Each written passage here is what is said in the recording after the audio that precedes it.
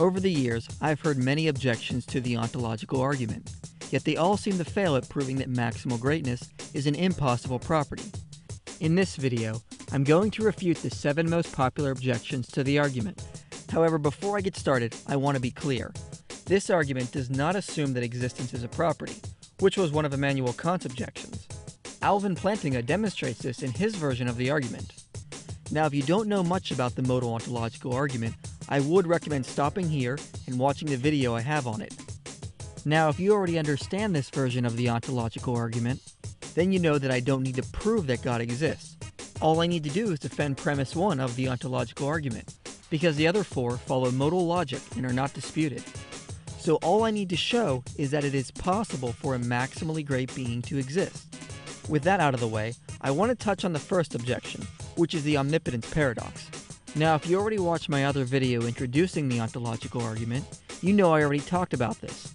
But I want to take a quick excerpt from that video and put it here just to mention it. It is most commonly presented like this. Can God create a stone so heavy that even he can't move? If God cannot create the stone, then he is not all-powerful. But if God can create the stone and can't move it, then he is still not all-powerful. Therefore, the idea of God is impossible. However, this attempt is debunked in the question itself as a logical absurdity. Asking can an omnipotent being create a stone so heavy even he can't move implies that omnipotence is defined as able to do the logically impossible, which is not consistent with the definition of omnipotence. No one who believes in an omnipotent God believes God can do the logically impossible.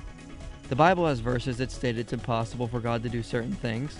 Asking the question is like asking, can an omnipotent being create a square with 3 sides? Or can an omnipotent being tell you the shape of purple? Or can an omnipotent being tote an 11? It's just gibberish. All these questions. Because I already covered this, I don't want to spend too much time on it. For a longer explanation, check out my first video. Now, the second argument used to show that God can't exist is the logical problem of evil. David Hume is most famous for presenting it. Here's how it goes. The world is filled with pointless evil. Now, there may be a God that is all good, but not powerful enough to stop it. Or there may be a God that is all-powerful, but not good enough to want to stop it. Therefore, there is no all-powerful, all-loving God. However, within academia, it is generally agreed upon that Plantinga's free will defense has shown that such a God can logically exist. William Alston says, the effort to demonstrate that evil disproves God is now acknowledged on almost all sides in philosophy as completely bankrupt. Here is how Plantinga's free will defense goes. A world containing creatures who are significantly free and freely perform more good than evil actions is more valuable, all else being equal, than a world containing no free creatures at all. Now, God can create free creatures, but he can't cause or determine them to do only what is right. For if he does so, then they aren't significantly free after all. They do not do what is right freely. To create creatures capable of moral good, therefore, he must create creatures capable of moral evil. And he can give these creatures the freedom to perform evil and at the same time prevent them from doing so. C.S. Lewis would agree, saying, imagine a wooden beam became soft as grass when it was used as a weapon, and the air refused to obey me if I attempted to set up in it the sound waves that carry lies or insults. But such a world would be one in which wrong actions were impossible, and in which, therefore, freedom of the will would be void. If the principle were carried out to its logical conclusion, evil thoughts would be impossible, for the cerebral matter which we use in thinking would refuse its task when we attempted to frame them. Continuing his defense, Plantinga says, as it turned out, sadly enough, some of the free creatures God created went wrong in the exercise of their freedom. This is the source of moral evil. The fact that free creatures sometimes go wrong, however, counts neither against God's omnipotence nor against his goodness, for he could have forestalled the occurrence of moral evil only by removing the possibility of moral good. As Plantinga teaches, just because God permits evil, that doesn't mean there aren't any good reasons for it. It may very well be less benevolent for God to deny us freedom than to prevent us from committing moral evil. I have attached a link to the full-length video in the information section, as well as an interview with Alvin Plantinga explaining the free will defense. Now, the third attempt to show that God is impossible is with the problem of imperfection, which goes like this. God, a perfect being, would not create an imperfect world, but the world is imperfect. Therefore, a maximally great, perfect God cannot exist. However, this argument is rarely used in academia. What we perceive as an imperfect world might not be imperfect from the perspective of the whole universe. Plus, an atheist recently told me that even if the world were proved imperfect, the best conclusion you could draw is that there is no God both omnipotent and interested in creating a perfect world. Which is similar to the biblical definition that the world was created perfect and became imperfect after sin entered and humans went out from God's perfect protection. Therefore, all things we consider imperfect were once perfect and became imperfect with the absence of God to hold everything to perfection. Now, another attempt to disprove God's existence is to demand empirical evidence.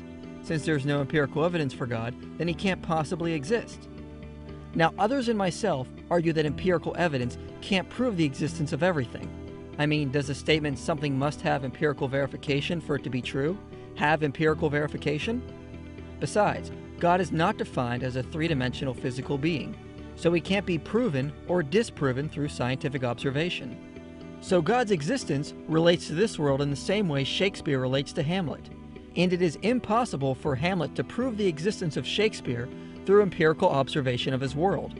Plus, we only need to defend premise 1, which only states that it is possible that God exists.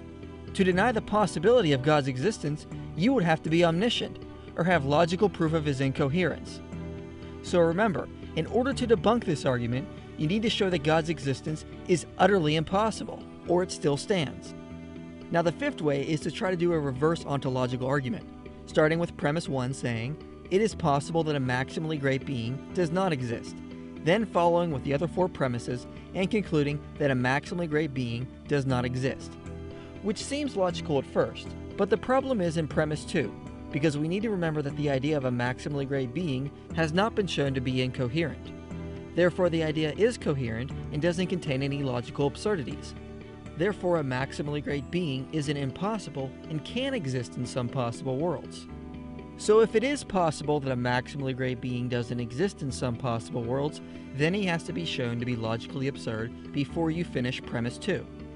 Plus, this argument's conclusion is that maximal greatness is impossible. But the modal perfection argument developed by Robert Madel establishes that maximal greatness is a possible property. Here's the easiest way I found to explain this argument. 1. If a property is a great-making property, its negation is a lesser-making property. Makes sense so far. 2. Great-making properties do not entail lesser-making properties. Makes sense because how could a great-making property be a great-making property if it required flaws? 3. Maximal greatness is the greatest of all great-making properties. Therefore, maximal greatness cannot entail its negation of non-maximal greatness. Now, number 3 is important because in modal logic, it is perfectly reasonable for a property that is logically impossible to entail its opposite. Take, for example, square circularity.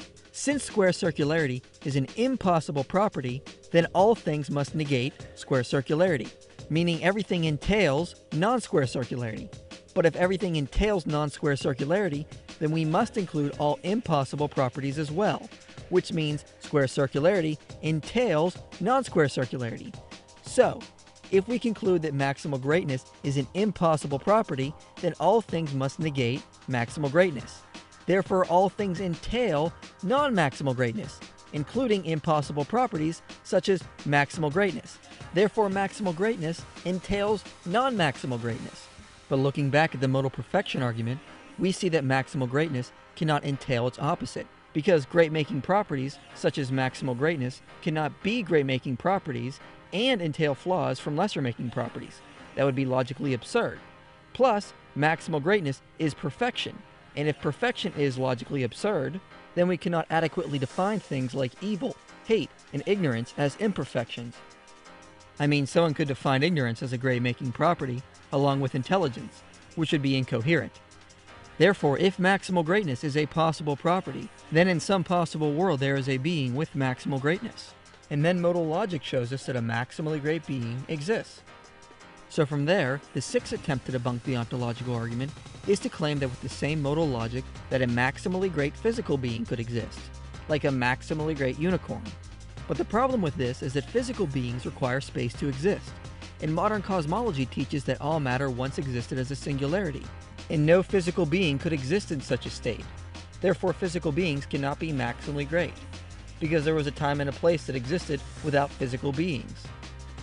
The last objection I will cover is the claim that there could be other maximally great beings, such as quasi-maximally great beings, that also exist along with God. However, if we conclude that a maximally great being exists, then we also have to conclude that there can only be one maximally great being, because if multiple beings were omnipotent, then their wills would conflict. If one omnipotent being in a possible world creates unicorns, another omnipotent being in the same world could make it impossible for unicorns to exist, and you would be left with a logical absurdity. Therefore, there can only be one omnipotent being, which is the one we call God. But how do we know that the one omnipotent being is all good and not all evil, such as the argument that God is really a cosmic sadist? Well, C.S. Lewis has shown that it is logically impossible for someone to be evil just for the sake of being evil. In reality, we have no experience of someone being evil just to be evil. The closest we can get is cruelty. But in reality, people are only cruel to gain something, such as power, pleasure, or safety. But these are not evil. They are good to have. The evil comes from pursuing them with the wrong motives or in the wrong way. When you examine it, evil is nothing more than the pursuit of something good in the wrong way. However, unlike evil, you can be good just for the sake of being good. You can do a kind act even if it gives you no pleasure, simply because it is the right thing to do. But no one can be cruel just for being cruel, or be cruel without gaining something good. In other words, badness cannot succeed even in being bad in the same way in which goodness is good. Goodness is, so to speak, itself. Badness is only spoiled goodness, and there must be something good first before it can be spoiled. C.S. Lewis points out that the creator of the universe must be morally perfect because evil cannot exist on its own and is always a perversion of good. Therefore, God must be a God of love for him to even exist or create anything. But wait, this presents another problem, because if evil is not at the core of God, then love must be. But how could God be necessarily loving? Because love is an action that is expressed between two people, and God is the only being that existed by himself before he created anyone else. So God cannot be loving in all possible worlds, since there was a time and a place when he couldn't love anyone but himself. Therefore, he cannot be maximally great or a creator.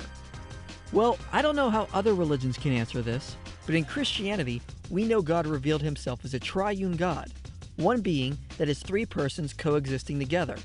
Therefore, the Trinitarian God of the Bible can be a God of love, because each member of the Trinity loves and needs one another. Therefore, if God is multi-personal, then it is still possible that he exists. And if it is possible that God exists, then God exists in some possible worlds, and if God exists in some possible worlds, then God exists in all possible worlds, meaning God exists in the actual world, and if God exists in the actual world, then the triune God of Scripture exists.